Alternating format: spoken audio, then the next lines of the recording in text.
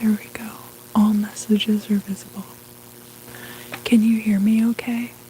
Am I coming through?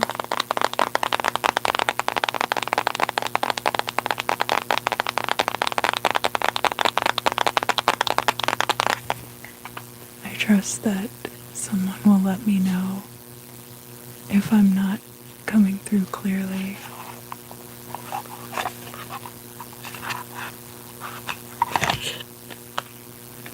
I wanted to hop on a little bit early so that people would have time to show up.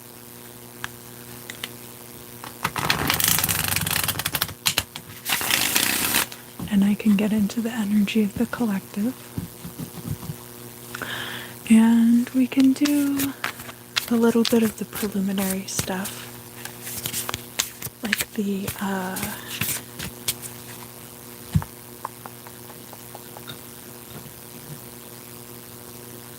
Oh, great. Thank you, Victoria.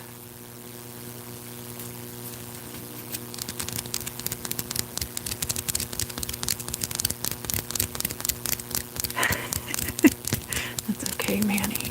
You can wear headphones, too.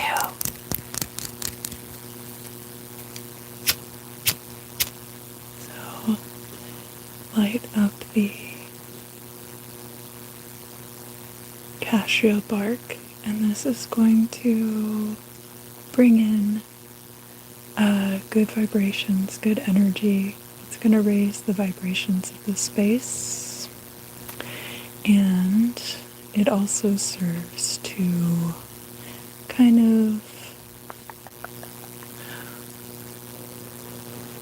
sweeten the air. The cashew is very good for purification. So I will go ahead and work on that for a little bit.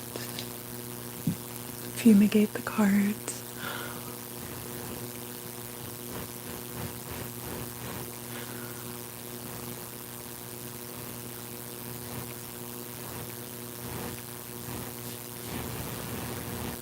I am, of course, using my phone for the live stream. Usually I film with my camera these days. I did start out filming with my phone. I do have the window open in case I want to fog it out in here. So you'll get a little bit of the beautiful Van Nuys ambience of the night.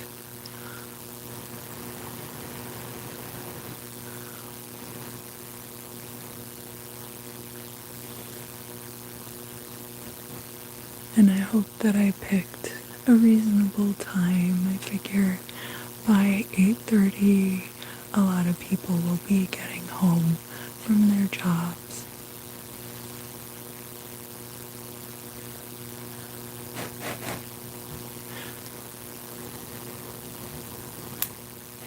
Ooh, that was a snap. And of course people can always watch the replay.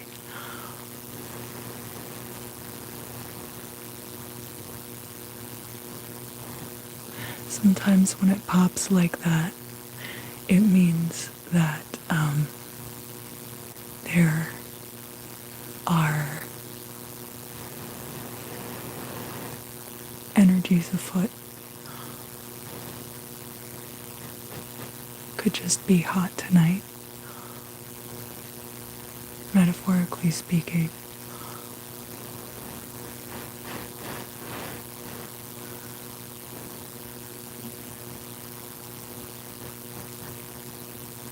And I do have my notepad handy. I'm going to try to remember to write down the timestamps. So hopefully I'll remember to write down the timestamps.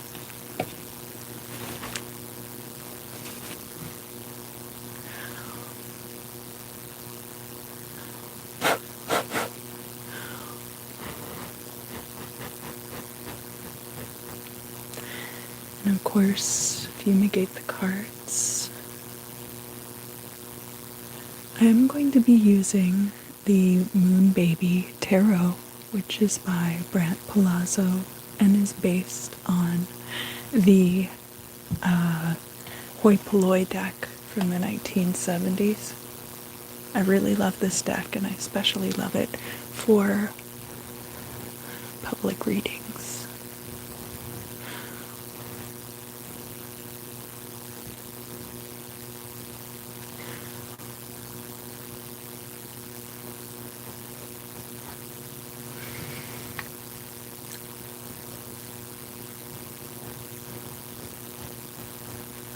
How's everybody been doing?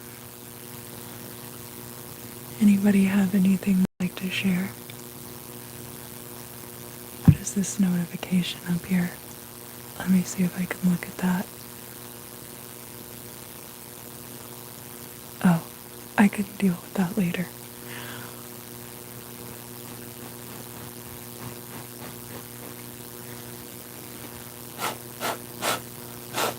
And we'll just allow people to kind of casually come in.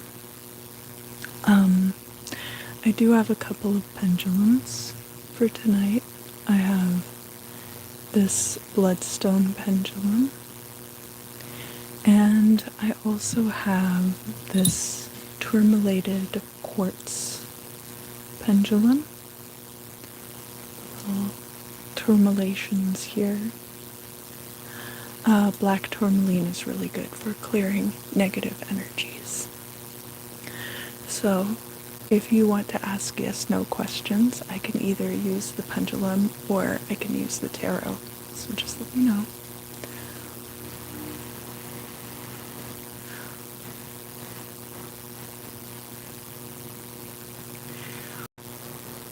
And then, so I'll be using the Moon Baby deck. Let me put this down. Let me put this away. I'm putting it away in a safe place where I can put burnables. Hello, Madison. Thank you for joining us. Thank you. Thank you. Thank you. So, in this bag, I have my very special clarification deck. It's not Halloween anymore, but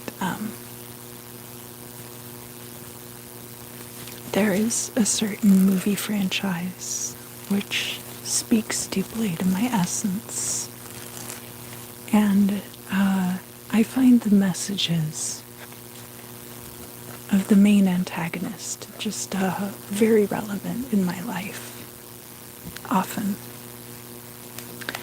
And that, of course, would be Pinhead from the Hellraiser series. So I have this huge stack of Hellraiser trading cards that I will be using to clarify the readings for tonight.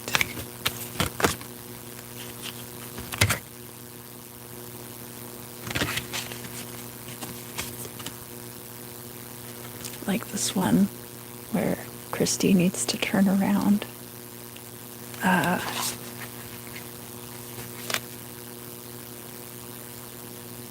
I think this is the one where they had the column in their apartment that had all of the Cenobites and the victims of the Cenobites sticking out of it. I really need to go back and have a Hellraiser marathon sometime soon.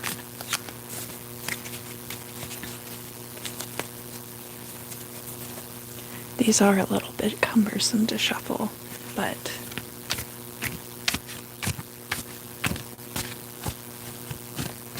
I think I can manage.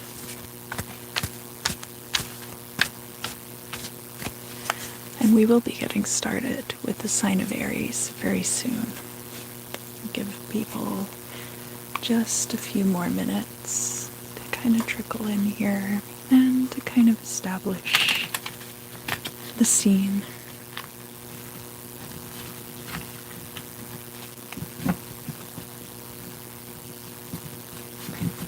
And remember that all channel members get free questions, and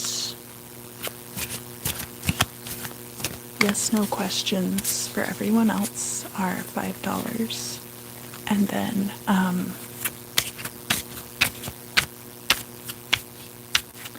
the 3-card questions are $15. And you can just use the super chat for that.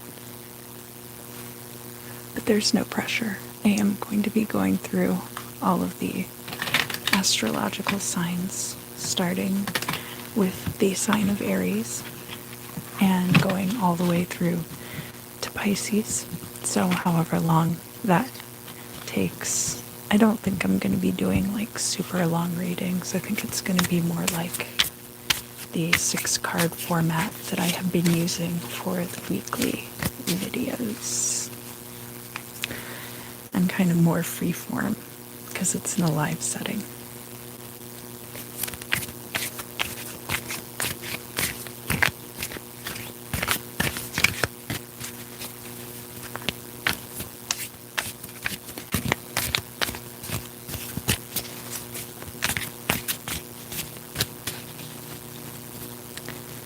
And if anyone has any questions about anything at any point, just let me know.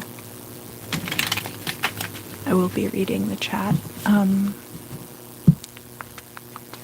don't have any moderators this time around, but I don't think I'll need them. I haven't had any problems yet.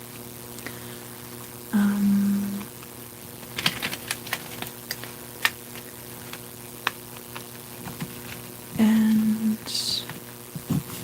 I think we can start a little bit early, if that's okay with everyone. Like more closer to like 8:20, I think it is. It's hard for me to tell because I'm using my phone for filming and I don't have a watch anymore.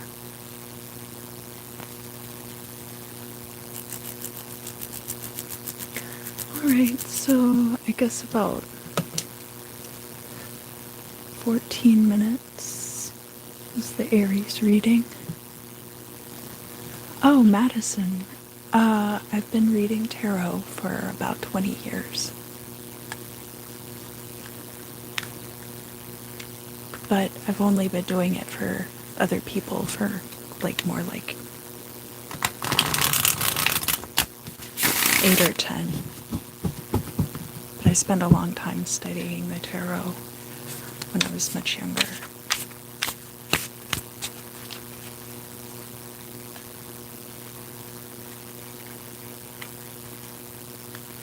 So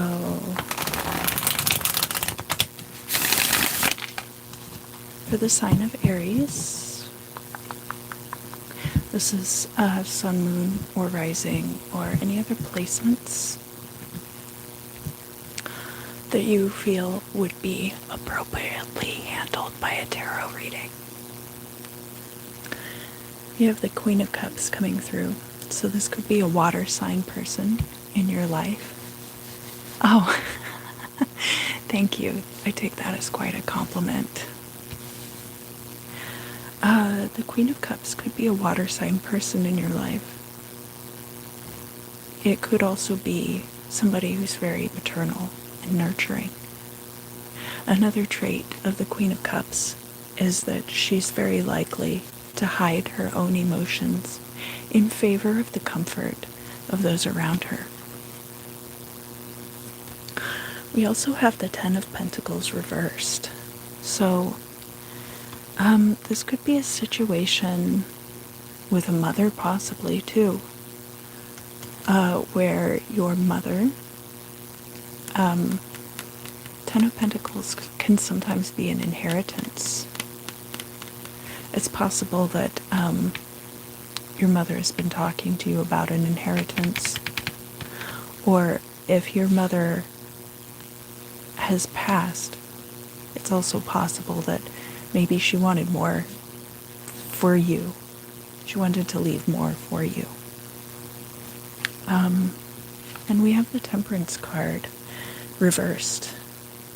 So this would be possibly playing into some of those less desirable Aryan traits, like impatience and beginning things and not finishing them.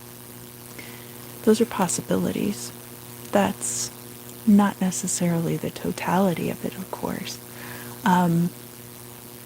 So the Temperance card in the reverse could be speaking to a need to practice.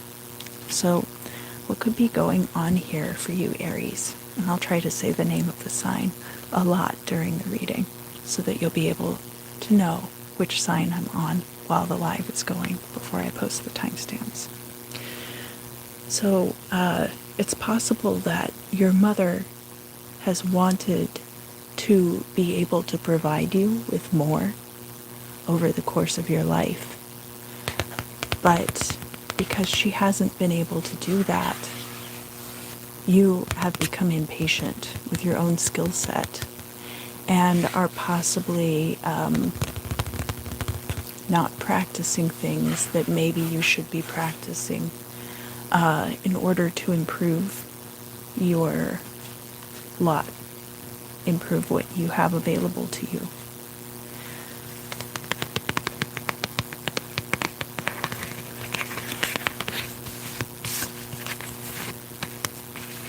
So next we do have the Ace of Wands and the Six of Swords. And this does tell a very good story as far as having a lot of energy and power to put toward a new project. The Six of Swords is, I'm hearing the word betrayal, but I don't think it's a betrayal. The Six of Swords, what it means is departure. And this could be a pilgrimage, it could be a trip, but it could also represent a move.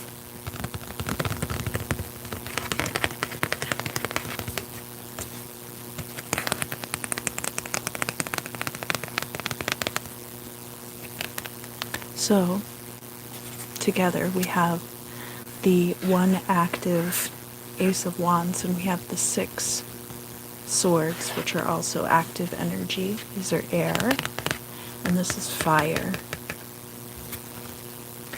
So there is the potential there for betrayal, the Seven of Swords, to creep in. Especially self-betrayal. Sometimes our energy runs out on us. We do have, of course, the ferryman is using a wand to push the boat through the water. Now all these swords in this boat, it's like they have to move quickly because they don't want the boat to flood.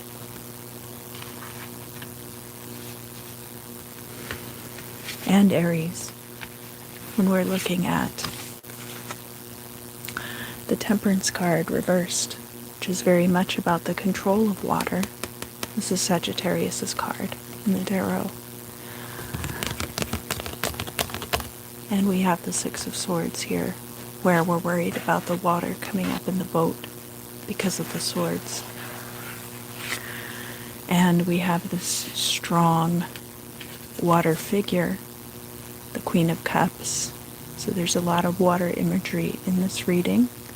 Water represents a flow of energy also. It's a passive form of energy, whereas the wands and the swords are the active energy. And we do have here money, but it's in the reverse.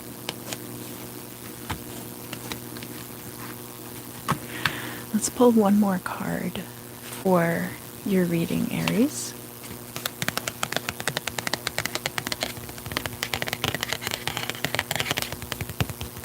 And then we'll get some guidance from Pinhead. So the last card for your tarot reading proper, Aries, is the Three of Cups. And the Three of Cups showing up in the reverse like this. You see all of these women dancing around, all these people dancing around, having a good time. The Three of Cups can be about close-knit friendships. Look at it this way, too. The Three of Cups reversed like this, plus the cup that the Queen of Cups over here is holding. So, we've got the Three of Cups here. These might be your fair weather friends who only want to have a good time.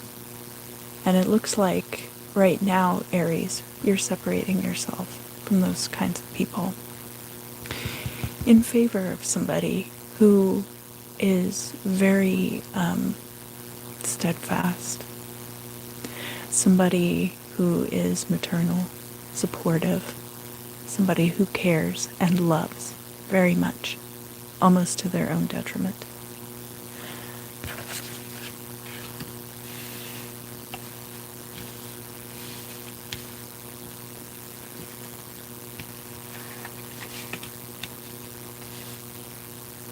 This departure, this trip that you're taking, might be away from a certain friend group. It looks like you're tightening things up.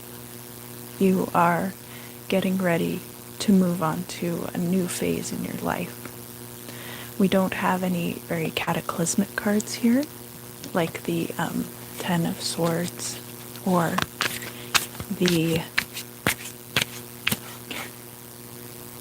I'm hearing 200 motels. We don't have the card of 200 motels. Do you like that Frank Zappa movie?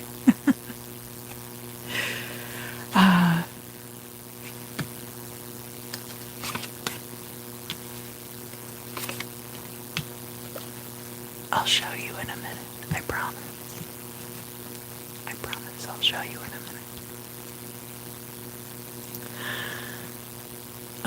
Yeah, we don't have any overt cards of change. But what we do have is the ending of this particular cycle with the Ten of Pentacles. And I see you kind of moving in a more serious direction in your life and away from frivolity. So the cards that I have from the Hellraiser deck. First of all, we have Julia kills for Frank. So Larry had cut his hand while they were moving, and the blood dripped on the floor. And it was enough for Frank to start recorporalization. And so Larry's wife is Julia, and Frank is Larry's brother. So there might be major Hellraiser spoilers in this reading, and I apologize for that, but it is a movie that came out a long time ago, so if you haven't seen it yet, that's not my fault.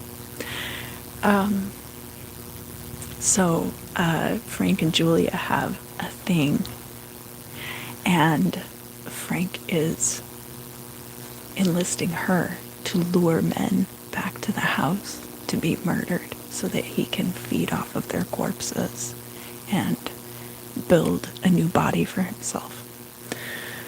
So Aries, there might be somebody trying to get you involved in something that is not really to your benefit. It's not really in your best interest. Next we have building the man himself, Pinhead. Clive Barker says about the image of Pinhead is one of buried anger and rage, a crude and sophisticated image that mirrors many African tribal artifacts of sculptured heads with nails driven into them. He's a frightening character whose charisma and eloquence are hypnotic to all who encounter him. Though his speech is refined, he commands the legions of hell. And once they are summoned, they provide the caller with an experience beyond human imagination. So, just as somebody is trying to get you roped into a situation, right? They only want to do that because the essence you exude is so amazing, Aries. Charismatic, a leader, a go-getter, a fire sign.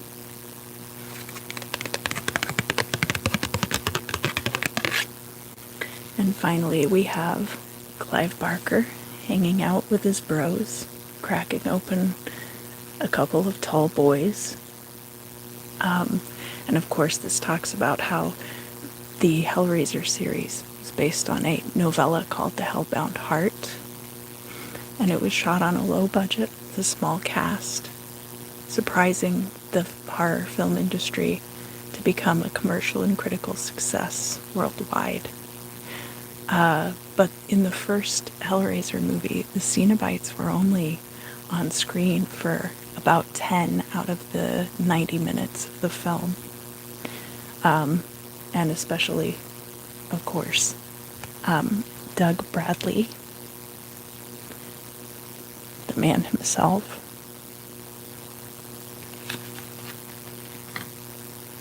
So, I think there's going to be a situation coming up for you very soon, Aries, where you don't actually need to show up for very long in order to make a profound and lasting impact on a situation.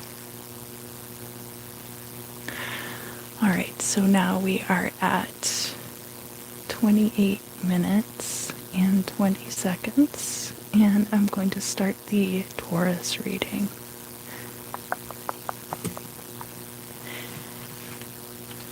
And it's going to take me just a moment to get a little bit tidied up. So Tauruses, go ahead and kind of put your energies out there, your intentions, what it is that you'd like to know from the reading.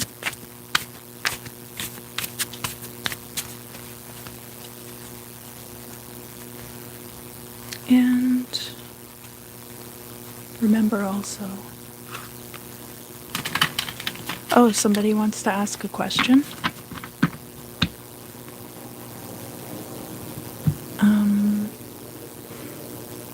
How do I see the chat the whole time?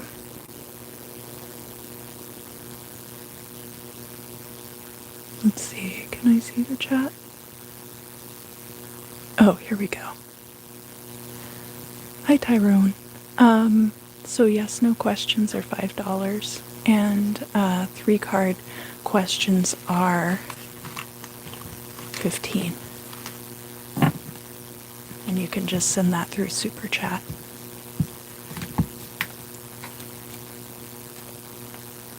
But this would be the time to ask.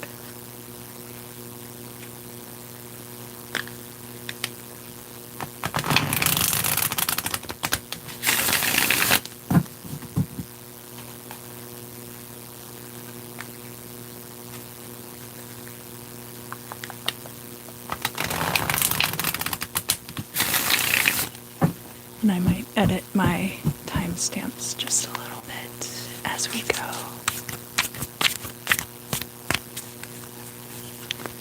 Oh, that's okay. Kayla's lovely. I'm only on Taurus.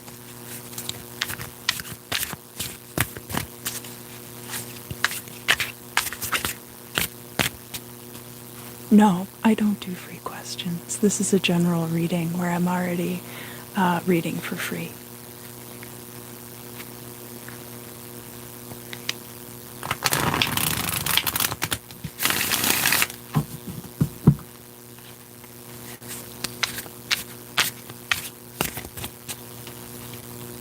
Oh, Kayla, then you got here at just the right time.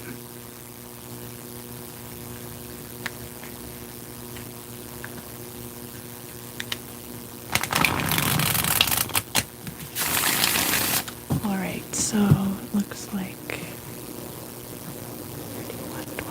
Okay, so Taurus. Your first card here is the Five of Pentacles. You could be at a place in your life right now where you're feeling a sense of lack. You could be feeling like the resources that you need are not available to you readily. Or, like how these figures are walking here in front of this church, that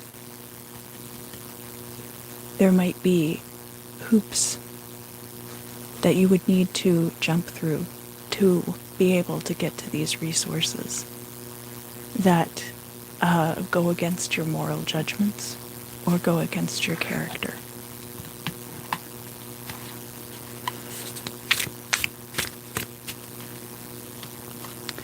The next card we have, Taurus, is the Star, standing in your power. The Star card is the representative of fellow fixed sign Aquarius. Aquarius energy is square to Taurian energy. But the two signs are very different in that Taurus is earth sign energy, so very passive in its power. That's why the Taurians are stoic, slow-moving,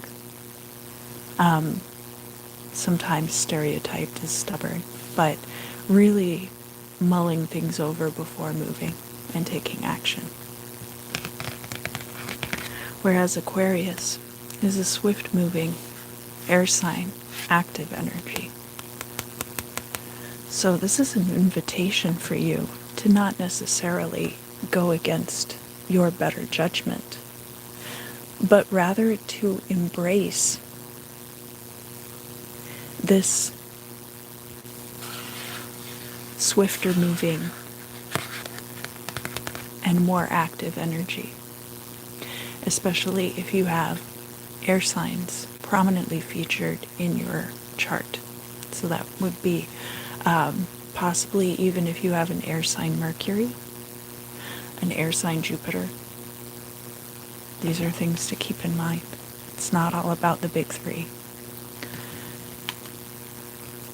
And the next card I have for you is the Two of Cups. The Two of Cups is about strong bonds between you and other people. So this can be a romantic partnership coming into your life. It can be a very close friendship also. The Two of Cups often gets overlooked as a friendship card in favor of romantic relationships.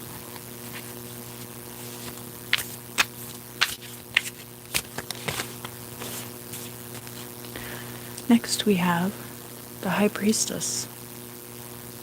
The High Priestess is moon energy, very watery. The ebbs and flows and cycles. The High Priestess is also about secrets. So this is a very interesting energy to get with the Two of Cups. And really to get with the Star card as well. Because the Star and the High Priestess are both very solitary figures. So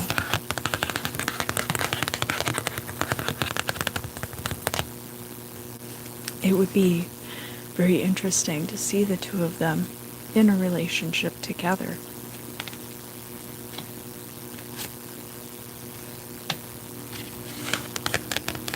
And it would be very difficult to get the High Priestess out to a show or a bar to meet other people. Much like the Hermit, she tends to stick to herself. And it is possible that this Five of Pentacles The High Priestess is actually inside the building.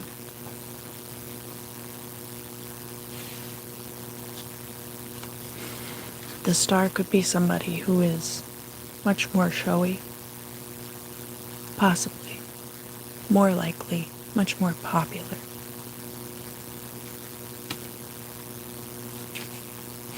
The next card I have for you, Taurus, is the Knight of Pentacles. Now, the Knight of Pentacles showing up reversed like this could be that money is not coming in very quickly at this time. So, I do see some trouble with the pentacles that are showing up in your reading for the month of December. In that,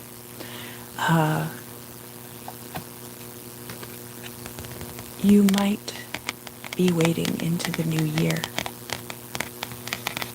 for these pentacles to come in. Because the card is reversed, it does also give the potential that those pentacles will come in later.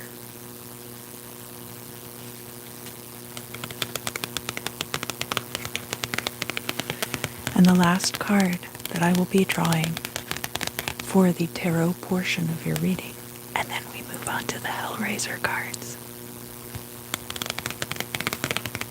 For you, Taurus, is the Five of Cups reversed. Now, the Five of Cups reversed is actually very good in this situation, in that here we started with the Five of Pentacles in the upright, and because we're ending with the Five of Cups reversed, I feel like this Two of Cups, this partnership coming into your life, is going to put an end to a lot of the disappointments that you may have been experiencing as of late.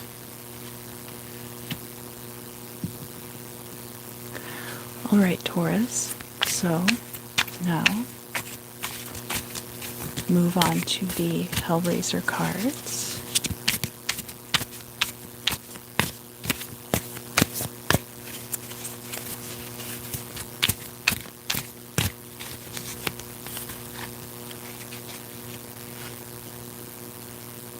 First we have, this is from the second one. So, mirror, mirror. So now Julia is having to recorporealize herself.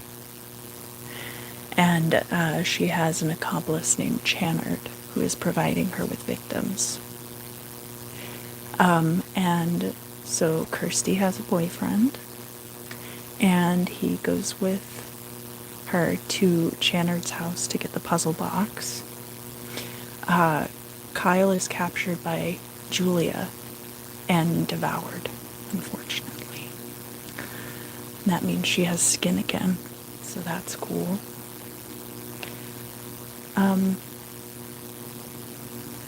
And then they start talking about the Lamet configuration. But what this means for you in the month ahead, Taurus, is that you are pulling together the final grisly pieces of the puzzle that is going to make you complete again. And I think that you could be doing so with the help of a partner.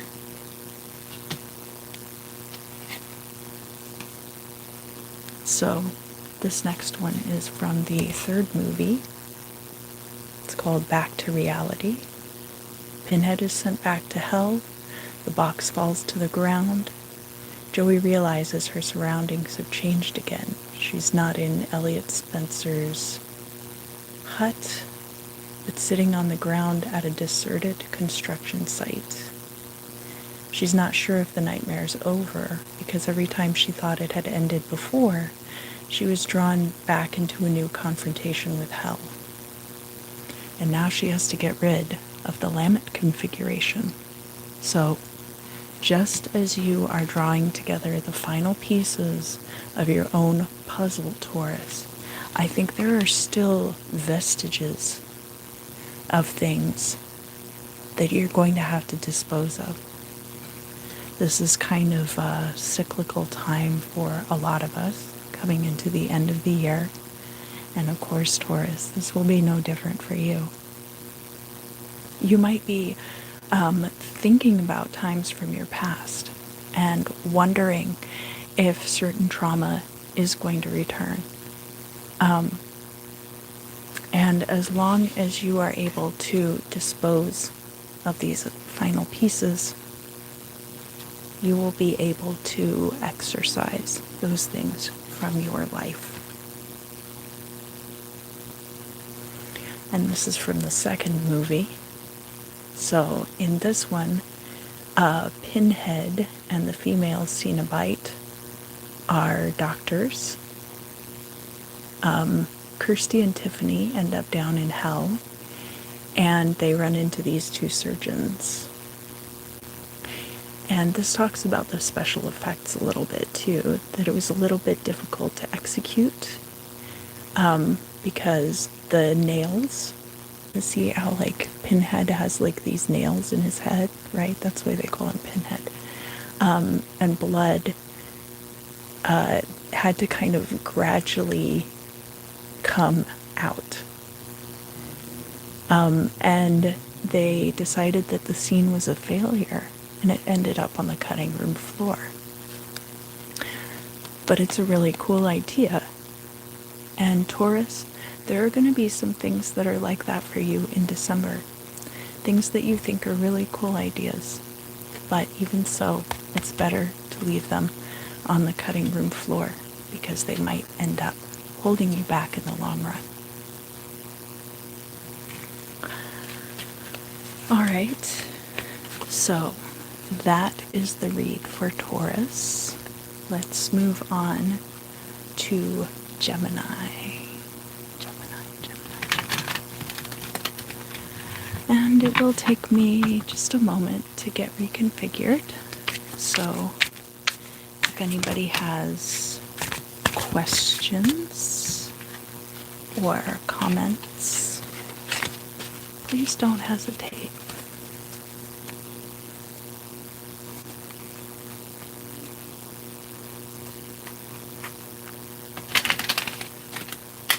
And I do want to say a big and heartfelt thank you to everyone who is joining me here on the live stream.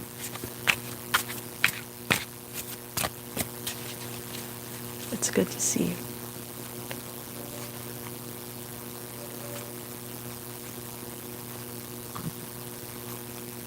Oh, thank you, Kayla's lovely.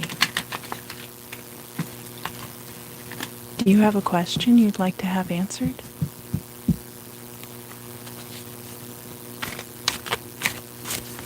I do appreciate your gift very much. Just let me know.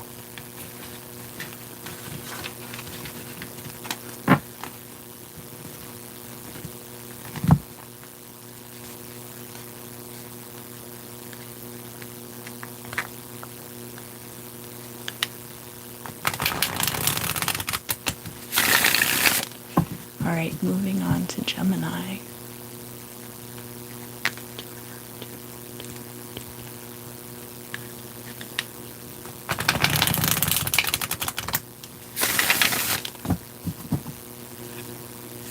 And Geminis, just kind of put your energy out there.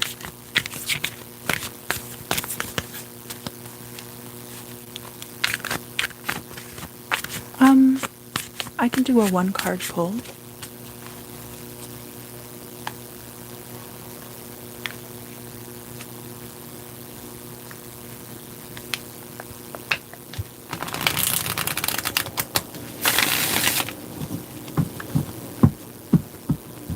Yes or no just means that I don't get super intensive with it.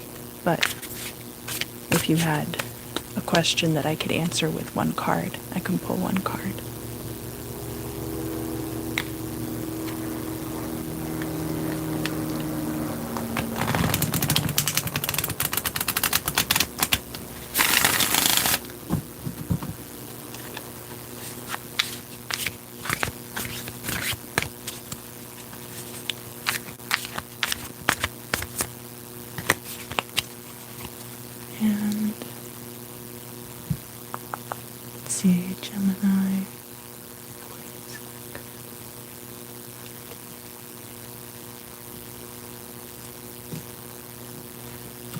Gemini, your first card is the Knight of Cups. Getting a lot of strong water energy cards coming out. Okay, Kayla, let's see. The health of your small business. I hope we get pentacles.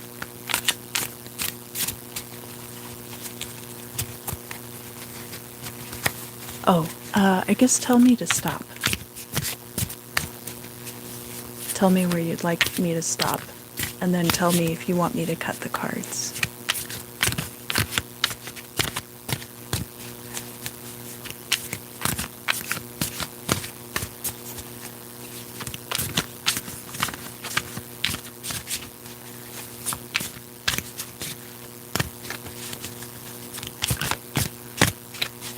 Give them another shuffle.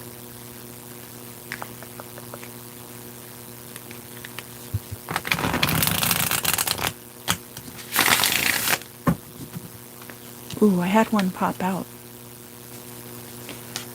I did get the Ace of Pentacles. So, this is very good. The time, oh, yeah.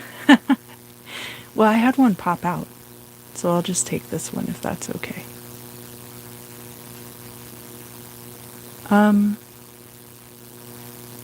The Ace of Pentacles is like a new beginning to something. So, let me see your question again.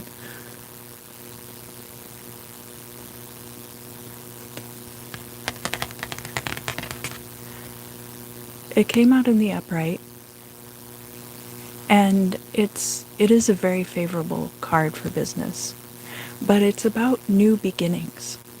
I don't know if you're in the process of just starting this business, or if you inversely are in the process of revamping the business and redoing a lot of things about it.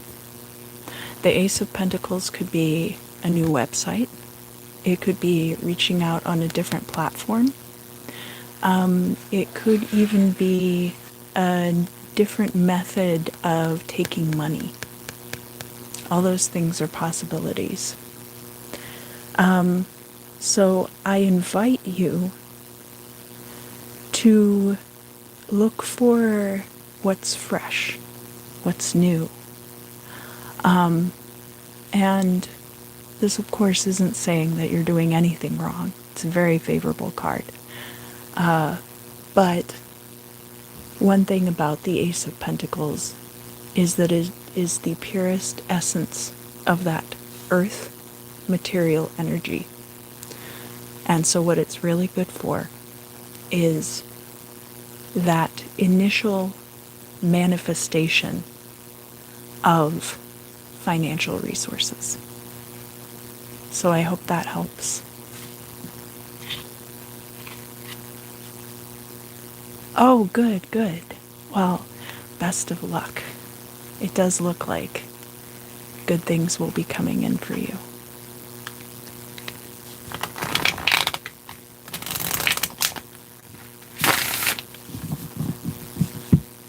So I will get back to Gemini reading.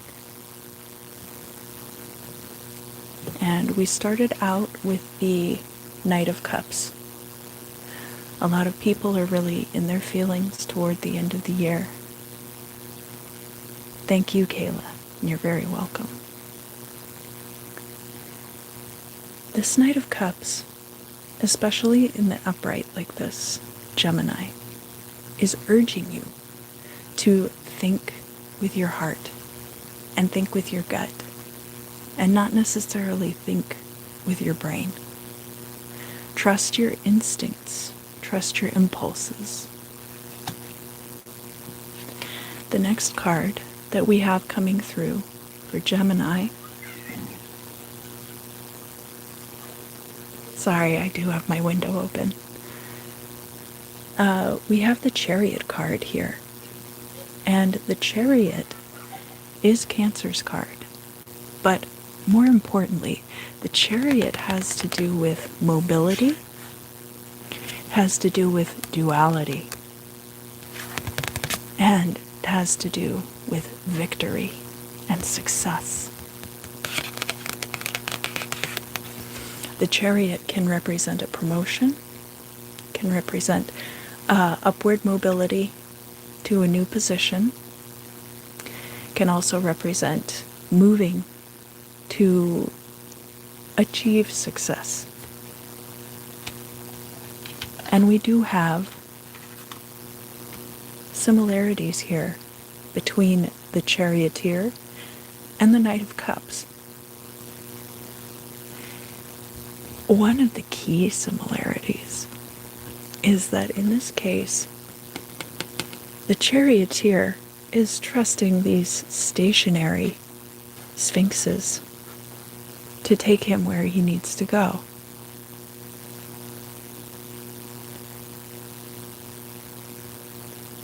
Oh, okay. Yeah, absolutely.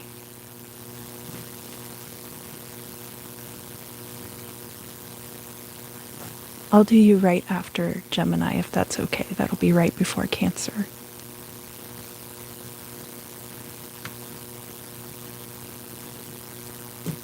So,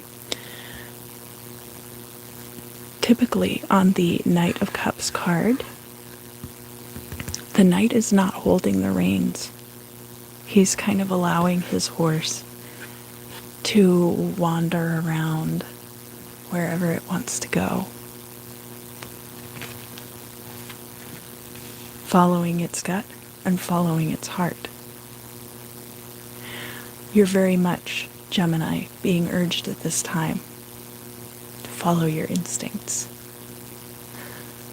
Oh, no, I don't think I have eaten deep fried butter before. I'm sure it's delicious, but it's not the kind of thing that I really eat.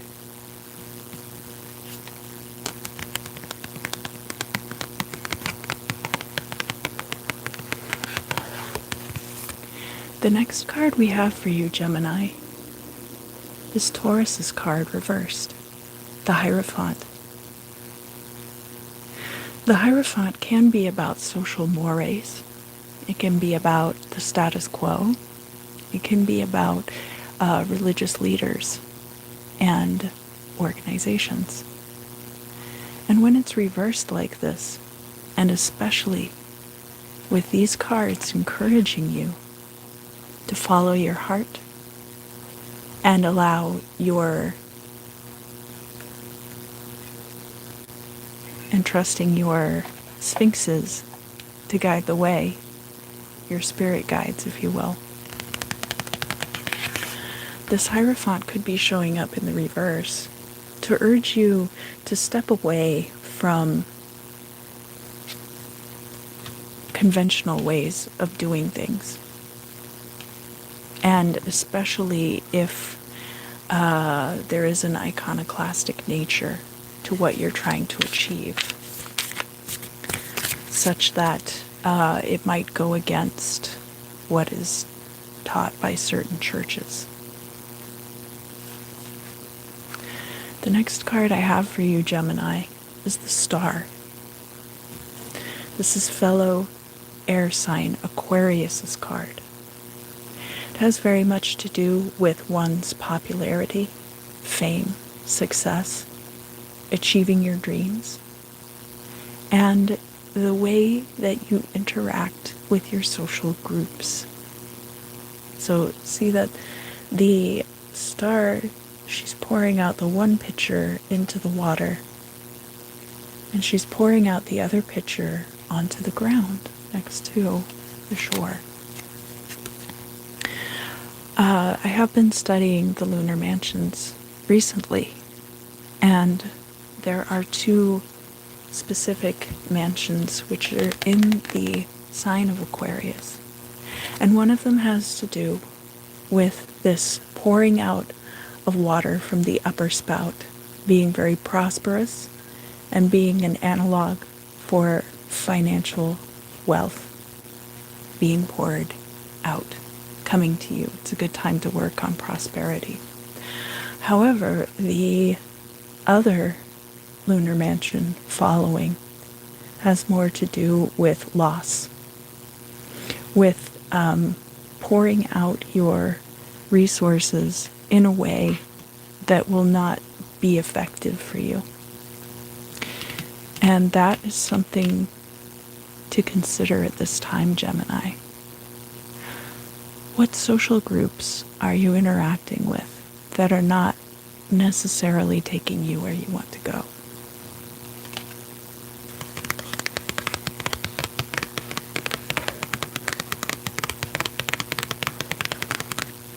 And next we have the Three of Pentacles reversed, which really reinforces that.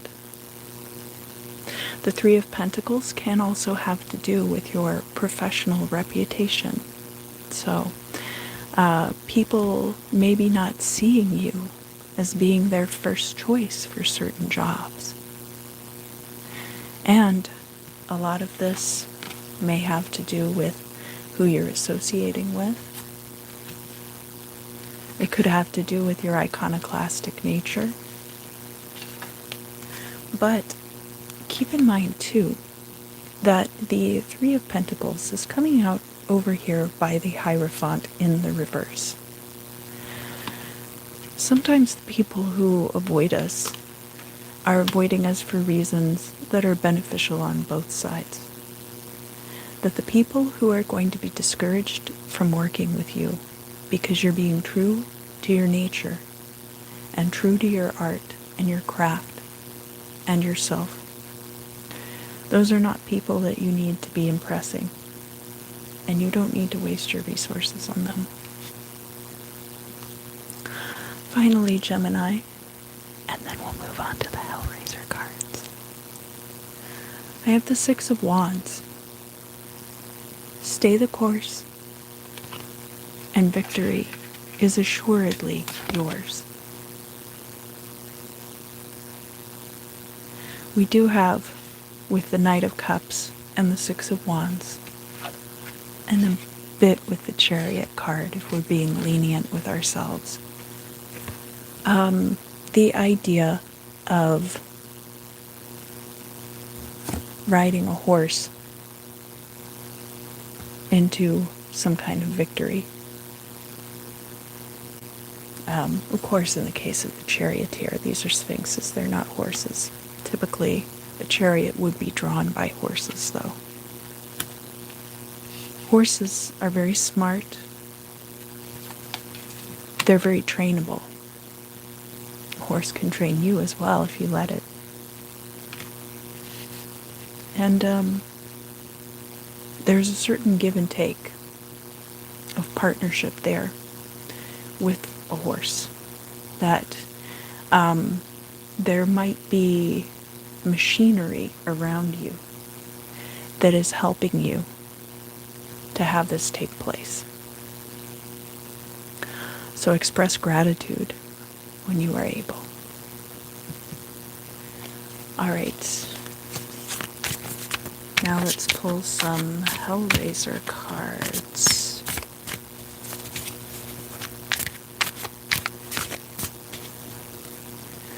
All right, Gemini. So the first Hellraiser card we have here is called Barbie. Wonder if this is Barbie.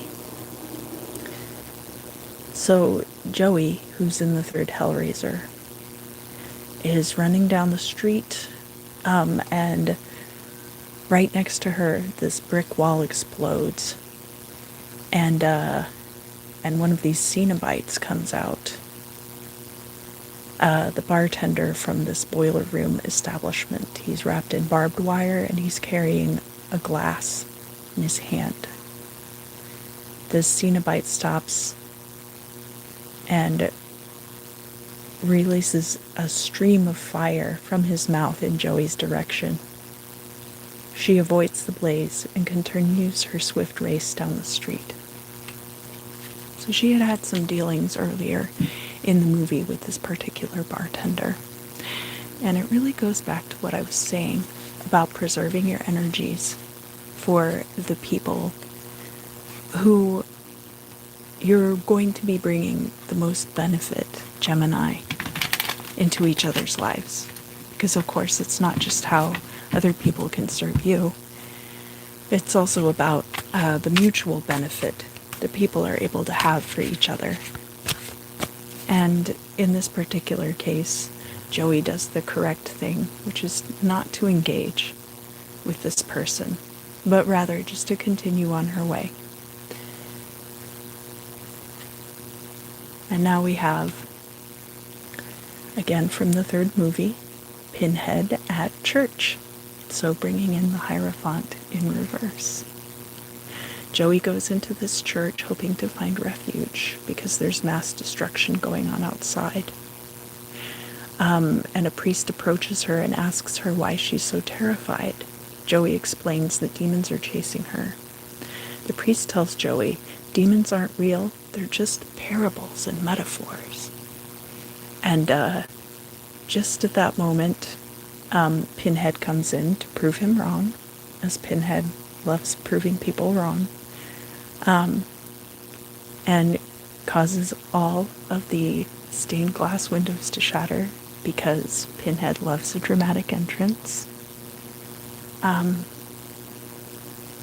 approaches the altar. And so Joey is trying to drag the priest out of harm's way.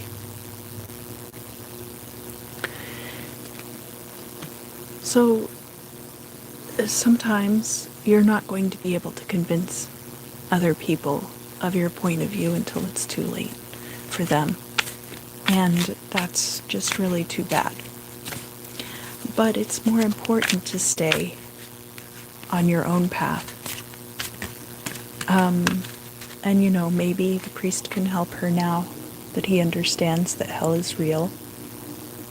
And maybe she's just going to have to find the answers for herself. And that's okay too. And finally, we have another one from the third movie. Joey meets this guy, Captain Elliot Spencer, and the script called for him to take her on a walking tour of his dark past. So this is one of the still shots showing Joey how Captain Spencer acquired the lament configuration in India and how it led to his downfall. The still photo concept, they decided it didn't work on film, and the whole sequence was cut. So this was probably one of the darkest times in Captain Spencer's life. But no one is even going to remember it because it ended up on the cutting room floor. And Gemini, as long as you're moving forward and working on your own character progression, many of your worst moments are also going to end up on the cutting room floor. So you needn't dwell on them because no one else will be.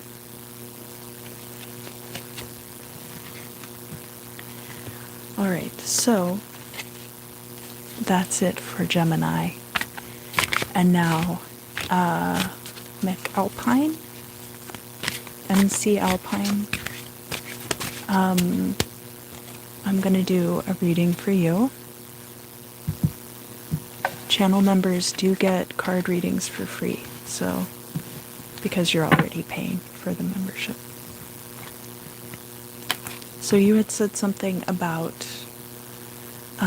romance and a honeymoon period, and I'll pull 3 cards about that.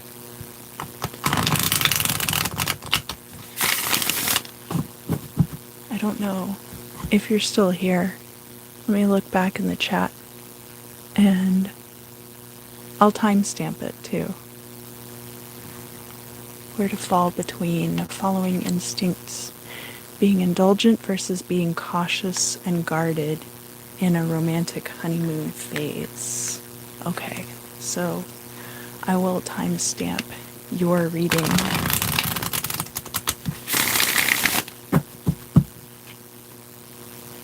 And that way you can see it later.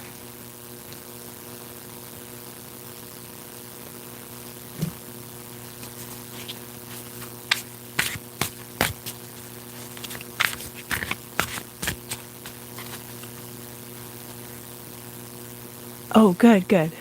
All right. I'll write down the timestamp anyway.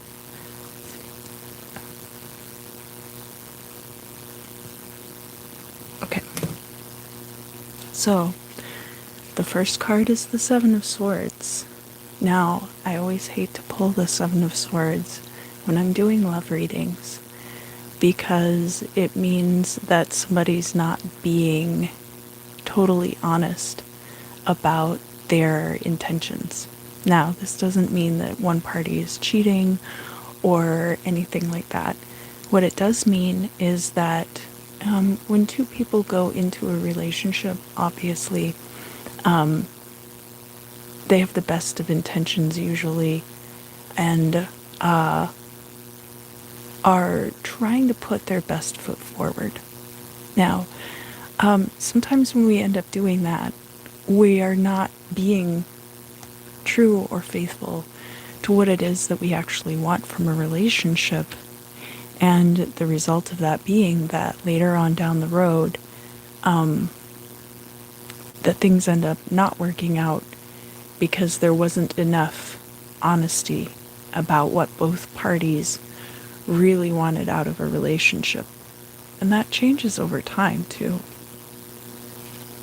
You do have the Justice card coming out, so that is good for partnerships. Justice is also balance.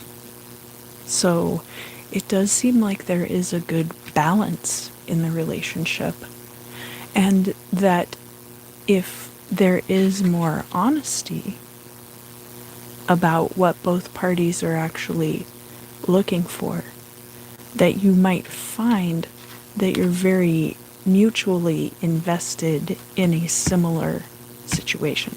So it doesn't necessarily have to be like, oh, we both want to get married and have kids. You know, maybe you are looking for something that is secure and long term, but not necessarily like a marriage type commitment.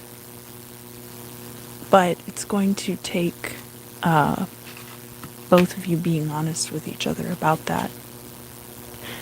And then I do have the Eight of Wands in the reverse. So, whereas the Eight of Wands upright is actually about endings, the Eight of Wands in the reverse, you can see that the wands are kind of shooting up into the air instead of toward the ground. So what that means is that I don't see it being necessarily a long-term thing, but that there will be an arc to it. So they're not headed for the ground, but it's more like when you shoot a stick or a spear up into the air and then it coasts and then it lands. So the trajectory of the partnership will be more like that. But it doesn't look bad.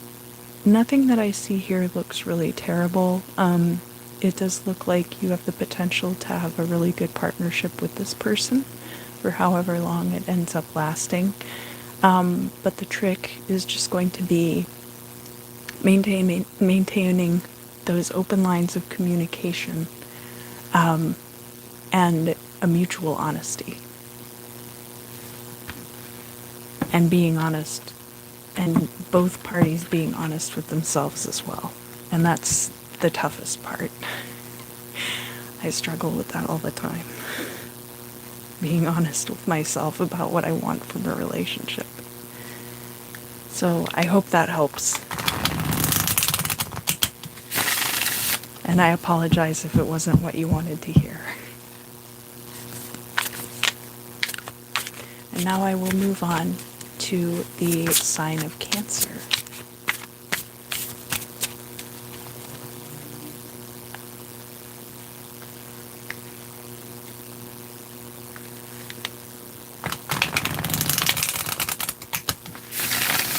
And again, these are for sun, moon, and rising. And additionally, like say you have your Venus in Cancer, and you want to know about your next paycheck, or you want to know about your next romantic partner, it might be a good place to look.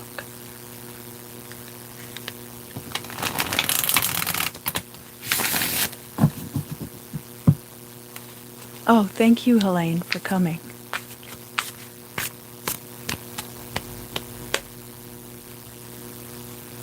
I totally understand. So, Cancer, the first card for you is the Eight of Cups. The Eight of Cups is about walking away from a situation. This could be at work, could be in your love life. We'll have to pull some more cards and find out. We have the Ace of Pentacles reversed. It could be that you're walking away from an offer of money. And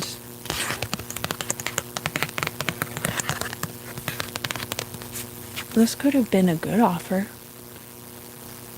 Could have been a bad offer. It could be that it wasn't the offer that you were looking for, and so you ignored it. Because one thing about this Eight of Cups card is you see this Tower of Cups here, and the figure is walking away, totally disregarding them. Did they even see the cups in the first place? Now, the backstory of the card tells us that this person has constructed this tower from these cups, and because they were missing this final cup to make them happy, bring them the Nine of Cups, and that wish fulfillment, that they're walking away toward what maybe they don't even know. That's what the conventional wisdom of tarot tells us. But the card itself does not imply anything about this person's relationship to these cups. It could be that this is a situation that you don't even see. This could be a job you don't want. It could be a promotion you don't need.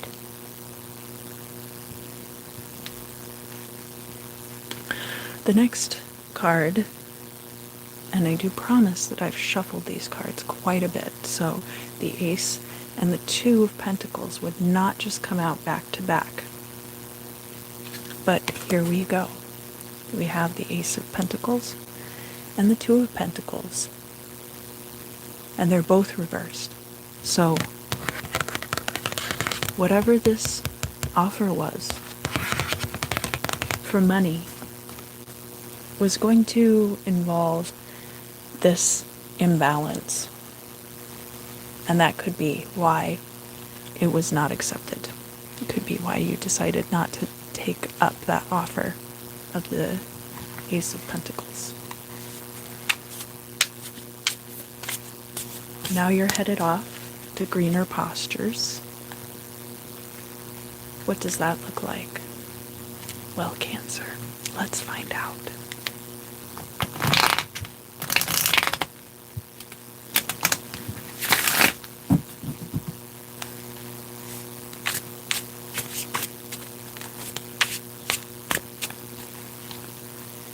So we have the Nine of Wands.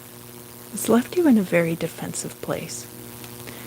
And we do have somewhat of a progression here from the Eight of Cups into this Nine of Wands.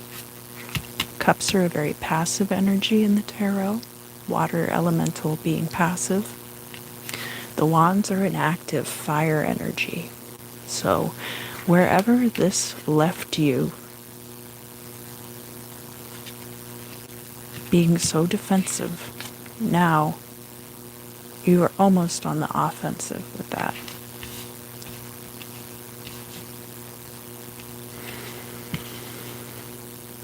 And there's an implication too that we have these higher number cards of the 8 and the 9. And then here we have the Ace and the 2, which are much lower numbers. there's kind of an implication that this seems beneath you, or that the people who were involved were kind of immature or unprofessional with what they were doing. We have the Five of Cups. So yes, some kind of disappointment here, coupled with this defensive energy.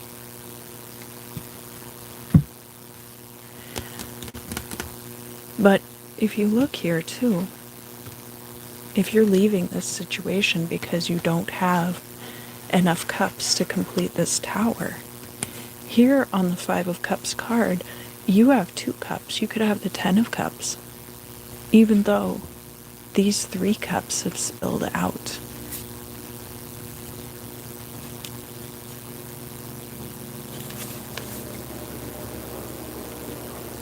The terrain is very different on these cards. If you notice here, on the Five of Cups, we're closer to this, it almost looks like a pueblo, or even one of the ancient dwellings of the desert people near Chaco Canyon. It's a very particular type of architecture, if you look at that very closely. It almost looks like that, and less like a castle. So you've come over these mountains, and yet there's been a regression to this Five of Cups energy. A progression into defensive behaviors, and a regression into this disappointment over the situation. And I think that you're probably not looking, 1, at all of the things that you've accomplished, Cancer, and 2, you're not looking at what you rejected in very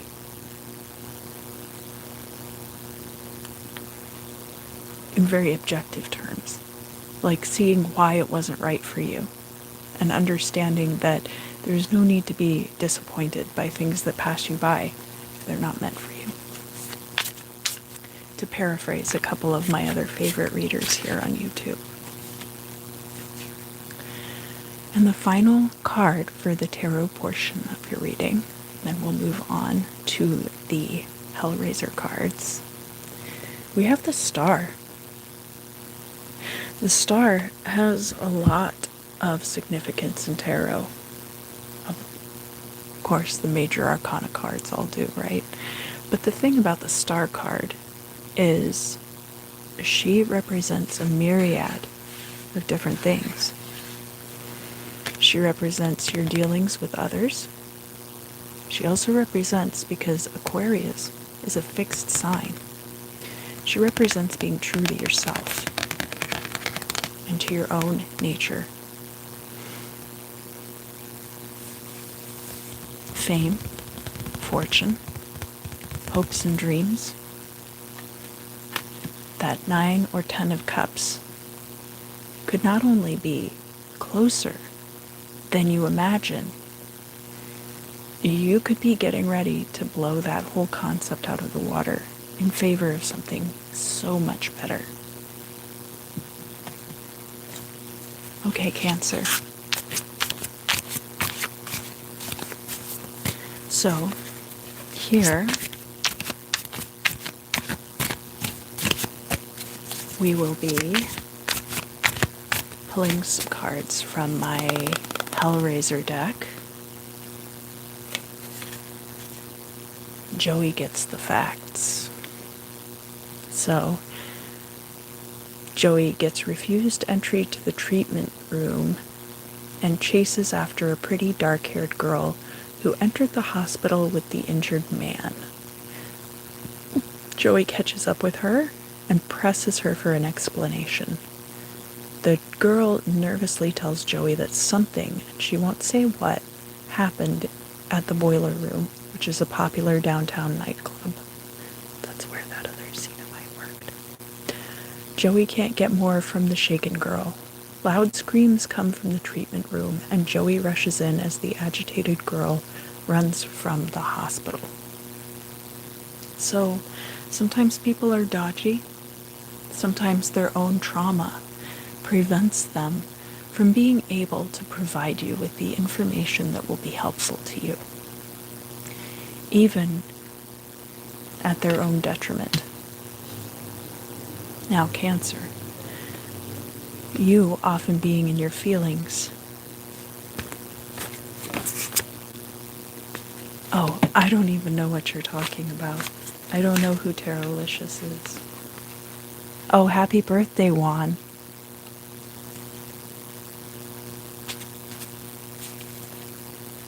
The next card we have is Burning Flesh.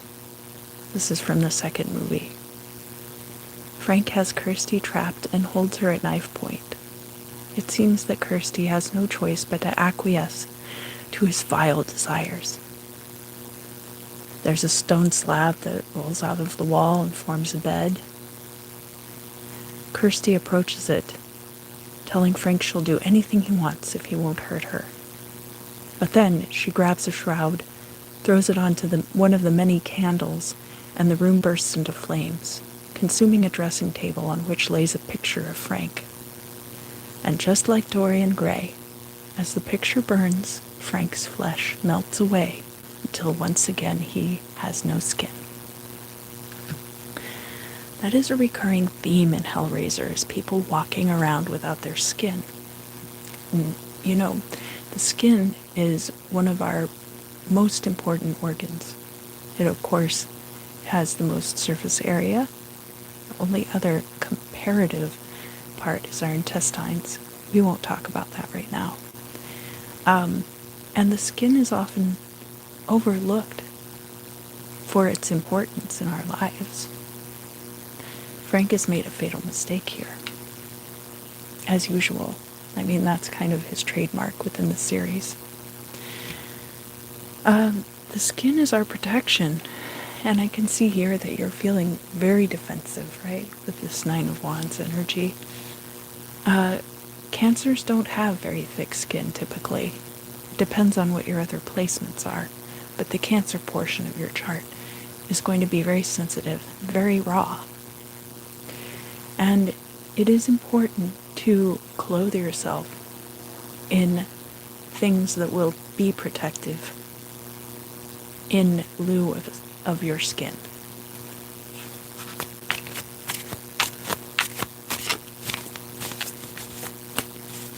And the final card for your reading here, Cancer. Julia hides a body. So, this is from the first movie, and it is when Julia is murking barflies to, it is delicious. I like the ice cream, I like the dumplings. To reinstate Frank's flesh, so to speak. And Frank is the brother of her husband, by the way. Spoiler alert. And Larry, who's the husband, comes home early and thinks that Julia is acting strangely because she's trying to get rid of this body, right? And he thinks it's because Christy, his daughter, Kirsty, and Julia aren't good enough friends. So he goes to Kirsty and says, hey, can you try to be better friends with your stepmom? She's acting weird. People have all kinds of reasons for acting weird, Cancer. All kinds of reasons that might not be any of your business and might not have anything to do with any of your interactions with them. So it's important to remember that. They might just be trying to hide a body, and you don't need to be involved in that. Alright, so that is the reading for Cancer. And now I'm going to move on to the sign of Leo. This, of course, is Leo, Sun, Moon, and Rising. And any other placements? Oh, thank you, Helene. I appreciate the compliment.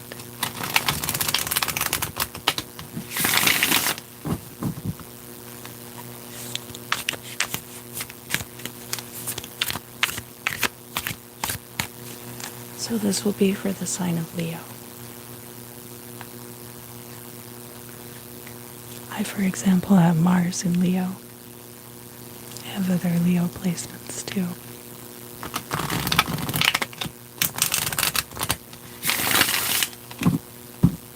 But Mars is the area where you're taking action on things. It's closely associated with the signs of Aries and Scorpio. And of course the Tower card. But it has to do with action. It can be a destructive action.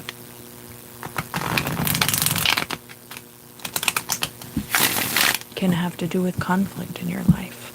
So you could also see what your Mars placement is doing.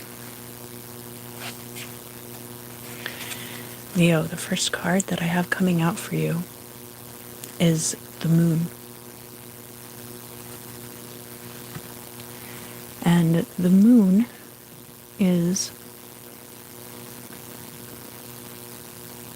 a card about lack of clarity. There are two paths you can take on the Moon card, but it's very difficult to discern what they are, isn't it? Well, let's talk about it. So here on the left-hand side, that's my left. I don't know if it's your left also.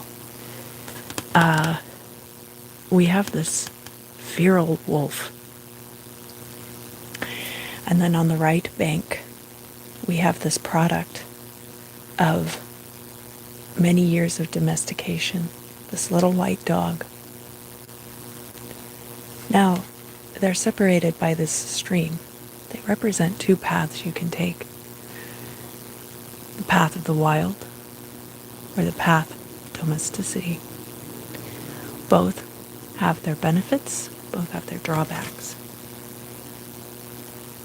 Another thing here on the Moon card is this little curled up piece of parchment here, which is very much, oh, good night. Thank you so much for stopping by. And I hope your reading helped. This little curled up piece of parchment is meant very much to echo the scroll on the lap of the High Priestess, because she is associated with the Moon. However, the Moon card in the Major Arcana is the card of Pisces. Pisces because it's mutable water energy. Again, lack of clarity. Lack of clarity is not always a bad thing. Sometimes it allows everything to kind of settle into place the way that it needs to, without too much interference. Other times, it creates the perfect environment to slip off a cliff and meet your final destiny. The next card we have, Leo, is the Four of Pentacles. This is a card of conserving your resources. That resource can be money, like we see here on the card. It can also be your energy, your time, your affections. It's not necessarily a card about being miserly. Depending on context, when you find the Four of Pentacles in the reverse, it could be urging you to loosen the purse strings just a little bit. But in the context of its upright reading, it's inviting you to hold steady and hold true to course, especially as things at this time are a little unclear.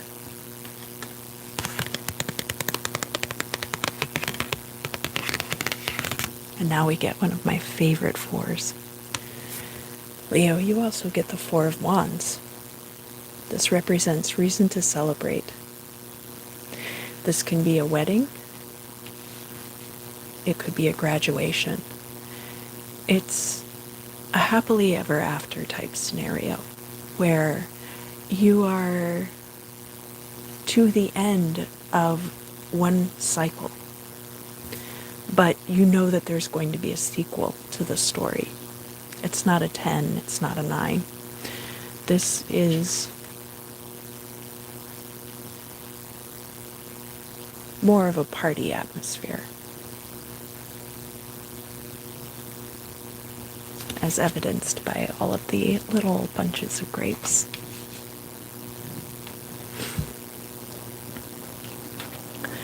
Leo, your next card is the Six of Pentacles. It's coming out in the upright, and this is a progression away from this Four of Pentacles. The Six of Pentacles is a much more speculative energy, such that you can see that this man has enough. He's able to give to those less fortunate than him. He does have these scales, so that implies trade, and it implies balance. Balance. So the more your finances are balanced, the better situation you will be in.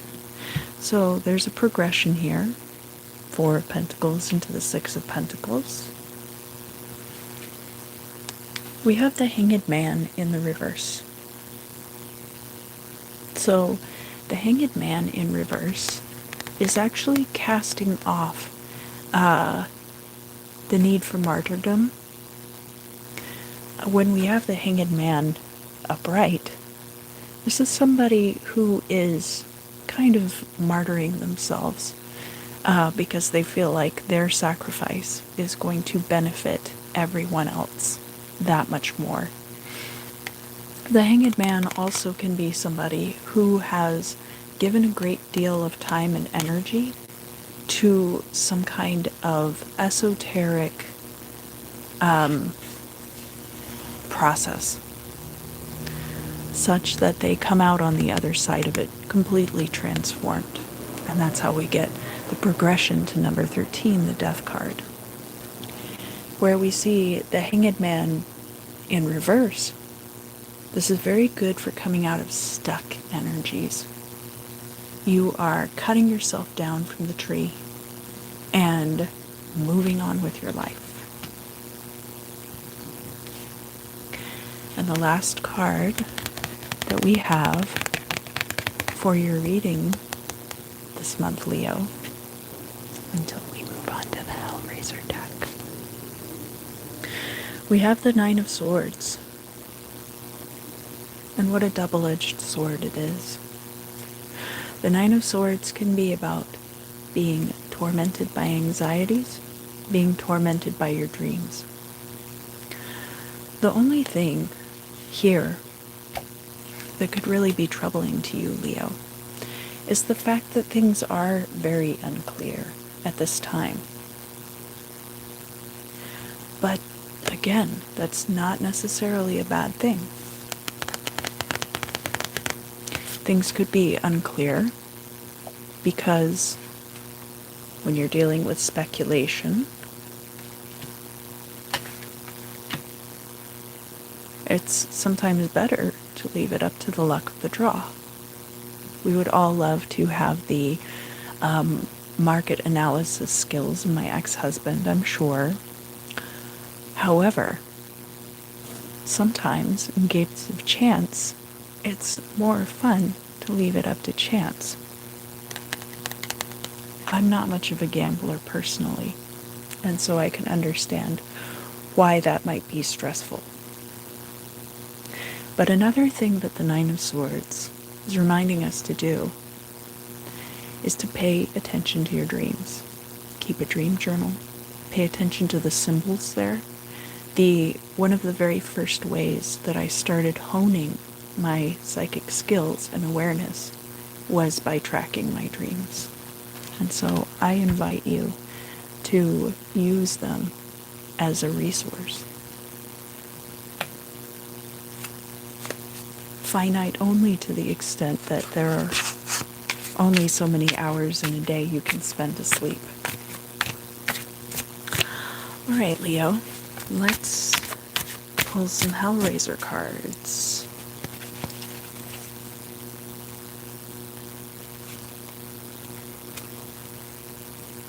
The Infinite Wisdom of Clive Barker and the Cenobites. Death Takes a Holiday. So this is Joey from the third Hellraiser movie. She's an ambitious television reporter, and she's with her cameraman Doc, and they're spending the evening in a hospital emergency room hoping to catch a good story.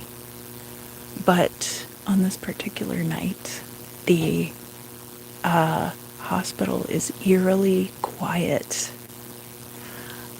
Doc gets a call telling him to go cover a hostage situation. He asks if Joey should come and is told a reporter is already there. And Joey says, well, you better go.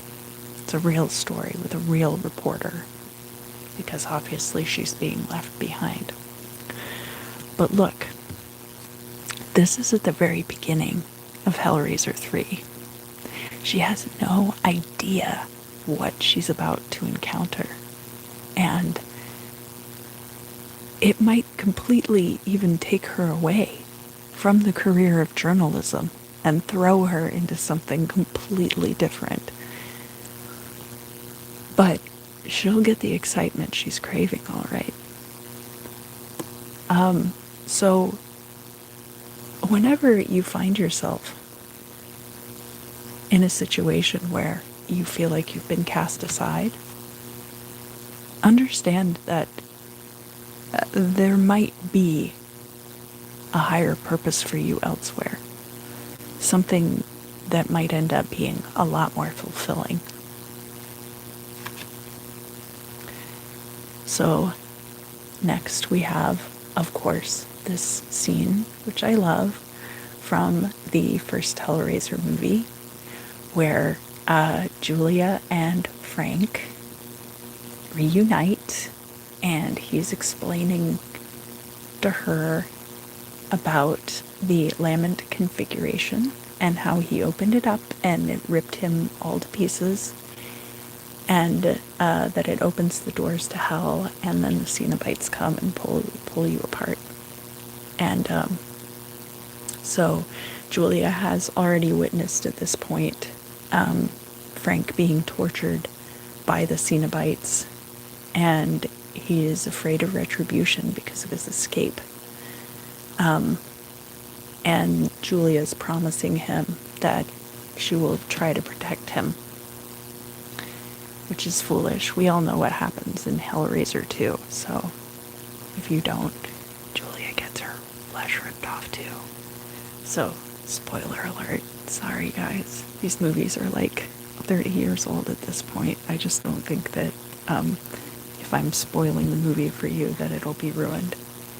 But the point being that, you can't always protect the people that you love, especially if they're scumbags like Frank. But that's neither here nor there. The important thing is to learn from their mistakes and not get mixed up in the same things just because of this emotional attachment you have to this person. And this is about Clive Barker and his directorial debut, which was Hellraiser. He's gone on to produce Hellbound, Hellraiser 2, and he wrote and directed Nightbreed, which was based on his novel Cabal. And this is a scene where he's directing the actress who plays Kirsty and the actor who plays her dad, Larry. And the guy who played Larry, Andrew Robinson, had other roles. He was Scorpio in Dirty Harry, actually. the Zodiac killer character. So, additional spoiler alerts. Sorry, guys. So, Larry in Hellraiser was actually one of the good guys, which was a departure for Robinson in this role. And I don't remember what they call it in wrestling when you have a heel and they turn good. So if anybody remembers that term, please let me know, because I like to only use wrestling terms. But there might be a situation like this for you coming up, Leo, where not only are you being destined for greater things, you know, Clive Barker directing this first movie and his directing career really taking off from there. I mean, really such a hallmark of horror, almost on par with like Wes Craven, arguably surpassing. But enough about my opinions about horror movies, right? And that there could be a departure for you into something completely different than anything that you've ever done before. And just being open to that. Alright, so that is going to be the Leo reading. Now, we'll move on to the sign of Virgo. And then we'll be like halfway done. That's pretty cool. So, let's see what we've got here. Virgo. Yeah, that's a reasonable time to spend on readings.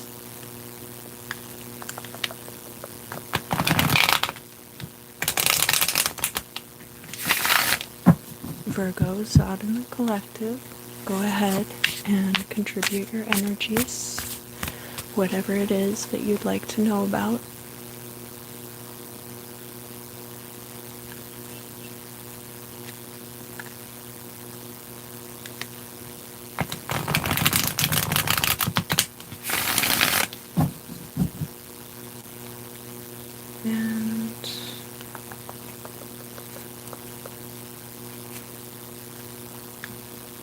I might take a break after Virgo, I haven't decided yet. And maybe resume the live stream like next week or something.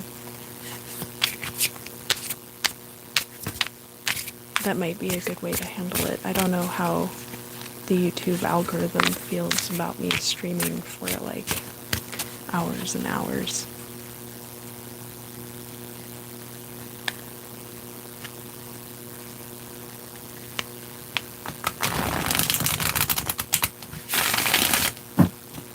Alright, Virgo. The first card for you tonight is the Eight of Pentacles. Eight of Pentacles, Eight of Pentacles. This is really good career energy. Very good career energy. An established, long-term job. Very,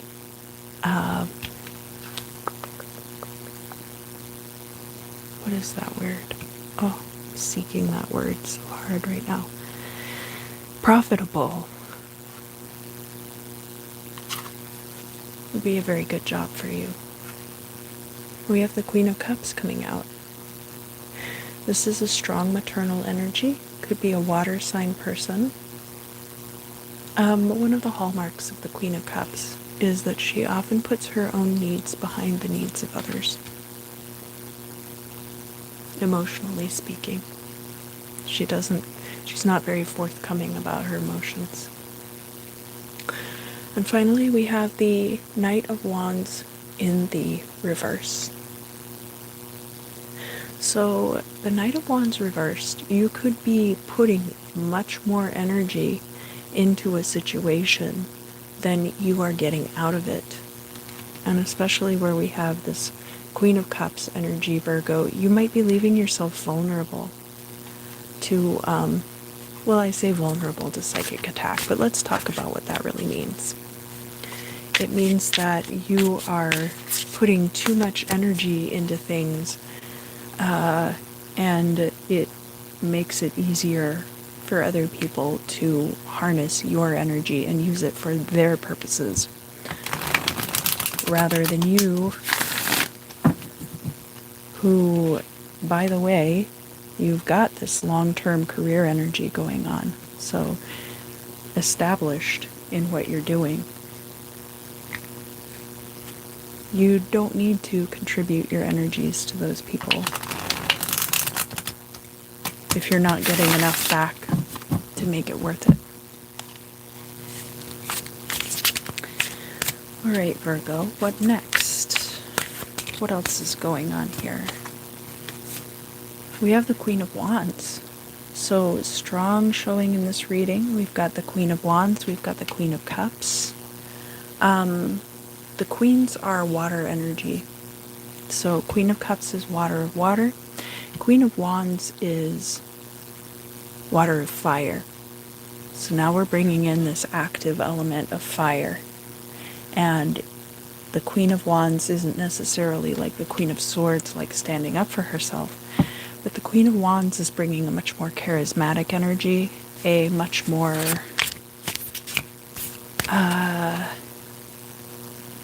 how would we call it? Queen of Wands bringing this energy of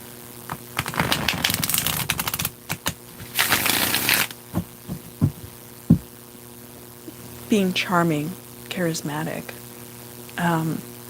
appealing to people, but, you know, also kind of relying on those charms for her power.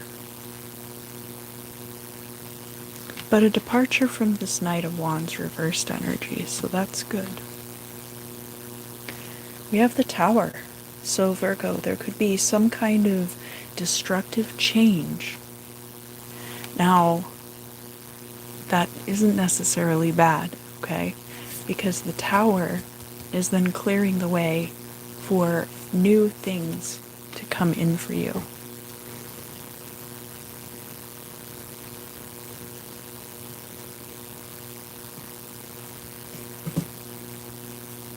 And I'm gonna have to make sure my timestamps are correct on that. But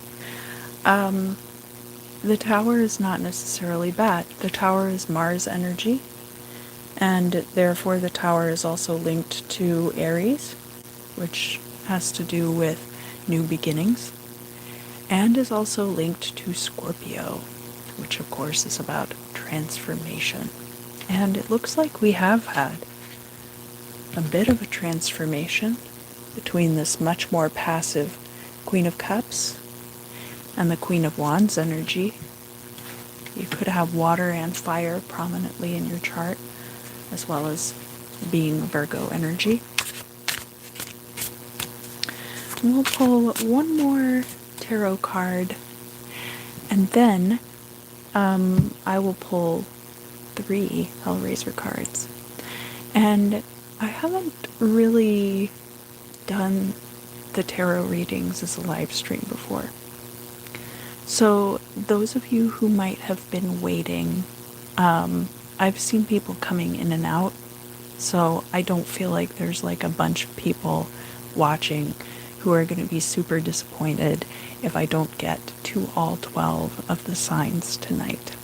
I think after I finish up this Virgo reading, I will call it for today, and then I will finish with the rest of the signs next week, if that's okay with you guys.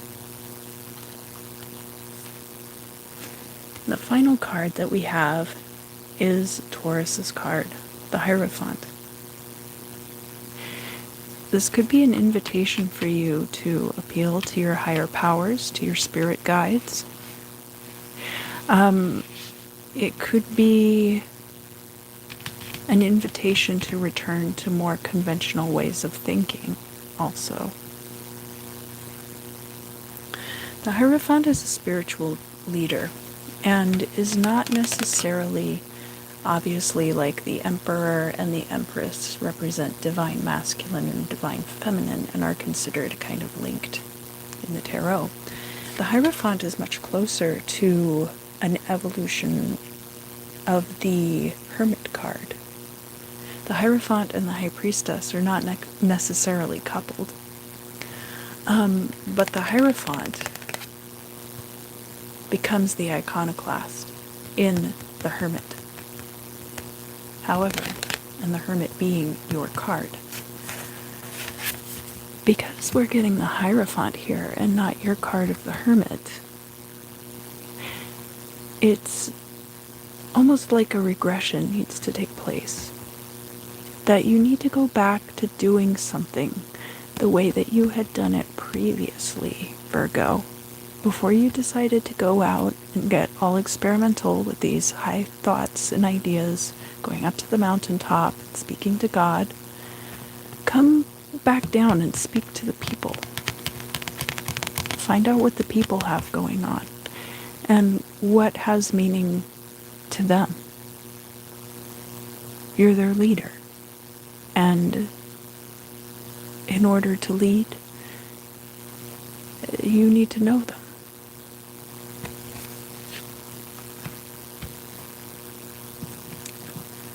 Let's look now at some messages from ya boy Pinhead.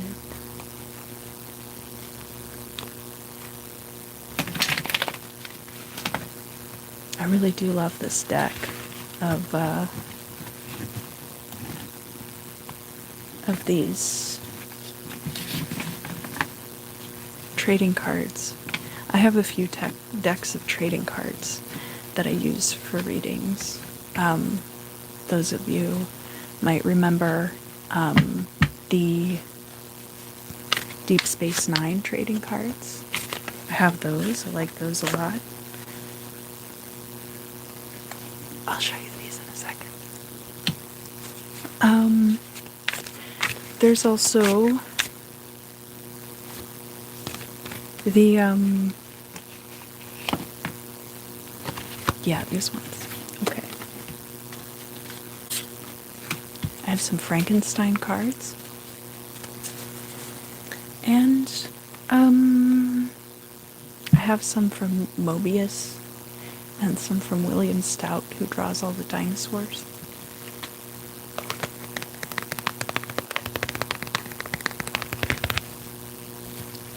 So the first card we have here is about Anthony Hickox, and this is from Hellraiser 3, Hell on Earth. Anthony Hickox was the director, and here they're talking about his life.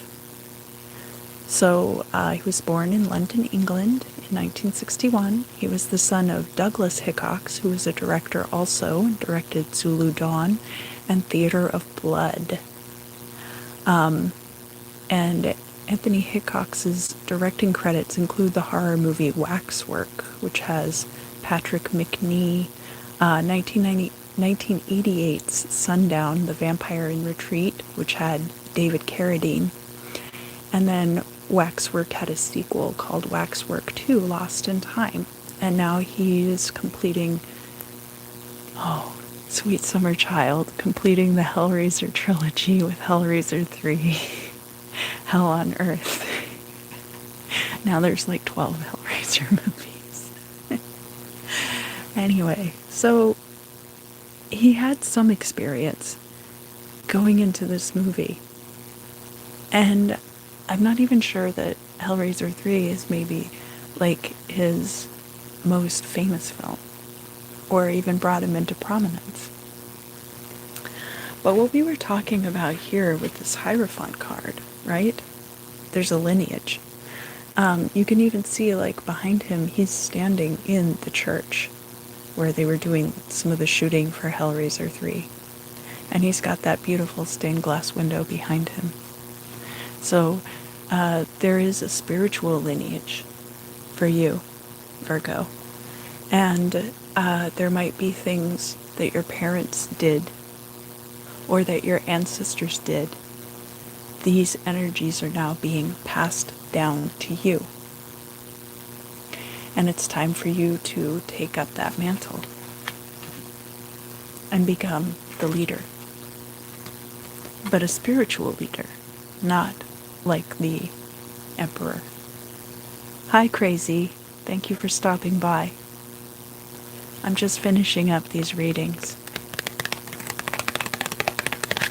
We're on the sign of Virgo, and I will continue with Libra through Pisces next Monday. The next card that we have is, again, from Hellraiser 3, and, hello, we have Pinhead, confronting Joey, and he's here to, quote, press the stinking face of humanity into the dark blood of its own secret heart. What a great quote. And Joey says she's going to stop him. Pinhead laughs and demands that she give him the lament configuration and promises to be merciful by killing her quickly.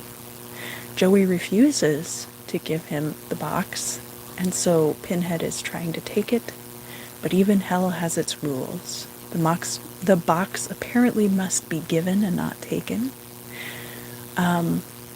So when he tries to take it from her, it gives off like an electric shock, and it shocks him. You are divinely protected. The universe has rules, and even big evil baddies like Pinhead here have to follow those rules.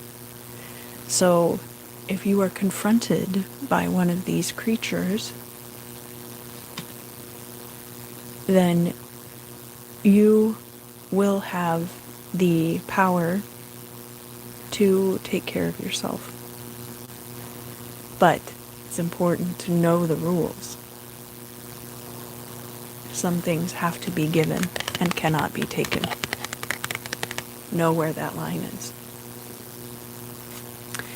And finally, we have the Cenobites return.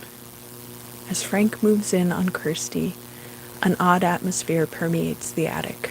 Oh, and sorry, this is from the first movie. So this is Frank is trying to get the lament configuration away from Kirsty, and she is trying to keep it away from the Cenobites and from him, and the Cenobites are trying to take Frank down to hell, where he belongs.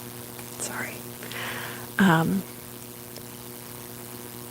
So Frank lunges at Kirsty, but he's overtaken by the chains and hooks of the Cenobites, and she watches in horror as multiple barbs rip into Frank, and his brand new flesh is stripped off of his bones. Kirsty has fulfilled her part of the bargain, but are the Cenobites going to let her go? Because, of course, if they catch you with that box, they're going to kill you. Bargaining with these entities can be very dangerous, of course. And there are going to be situations where it is dangerous to bargain with certain people. Make sure you know the rules. Especially a big theme with the Hierophant here is understanding the rules and regulations that go into religious egregores. All religions are egregores, and they have their own collective set of rules and philosophies and guidelines. And understanding these is how you ally yourself with that particular egregore. So figure out what the rules are. Alright, so I've been live for 2 hours. I didn't know going into this exactly how much I would get done, but I think that for tonight, I am going to do the first half of the signs, So that was Aries through Virgo. I will be posting the timestamps down below. I've been keeping track.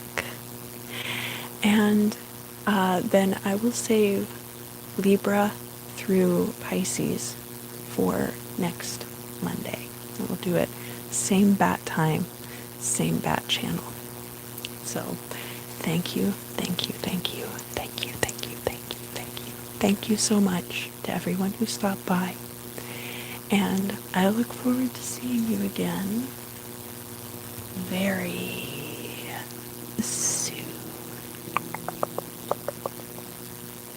Oh, thank you, Virginia.